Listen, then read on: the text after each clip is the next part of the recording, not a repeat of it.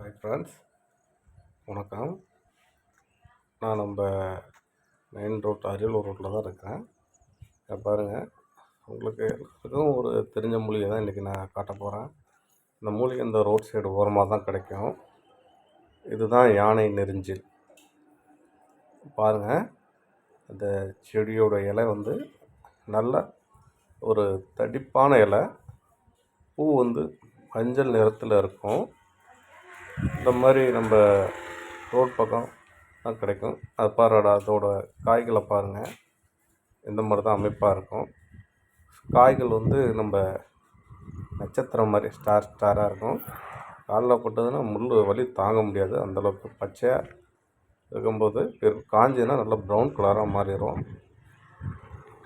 உள்ளே வந்து இந்த மாதிரி உடச்சி பார்த்திங்கன்னா உள்ளே இப்போதைக்கு பிஞ்சு விதை மாதிரி இருக்கும். காஞ்சின்னா உங்களுக்கு விதை கிடைக்கும். இதுலேருந்து இதை நம்ம வந்து வீட்டிலையும் வந்து பதப்படுத்தி வளர்க்கலாம் மூலிகை. ஆனால் எந்த ஒரு மூலிகையாக இருந்தாலும் அதோட வளர் இடத்தில் போய் நம்ம எடுத்தால் தான் அந்த மூலிகையோட தன்மை மாறாமல் அப்படியே நமக்கு மருத்துவ குணமாக வேலை செய்யும்.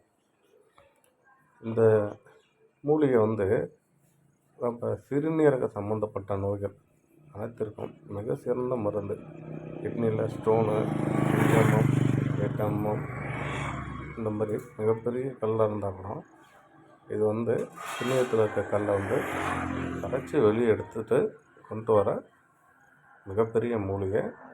இந்த மூலிகை எப்படி பயன்படுத்தணும்னா, காலையிலே வெறும் வயிற்றில் இந்த மூலிகை பிச்சுட்டு போய்ட்டு தண்ணியில் லைட்டாக ஒரு தண்ணிலையும் உரம் போட்டு ஒரு டம்ளர் அளவு தண்ணியும் குடிக்கலாம். இல்லை நீராட தண்ணியும் போட்டு வெறும் வயிற்றில் குடிச்சுங்க. உங்கள் ஸ்டோன் 2-3 நாள்லேயே கரைஞ்சி வெளியோட நீங்கள் சாப்பிடுங்க. நன்றி, வணக்கம்.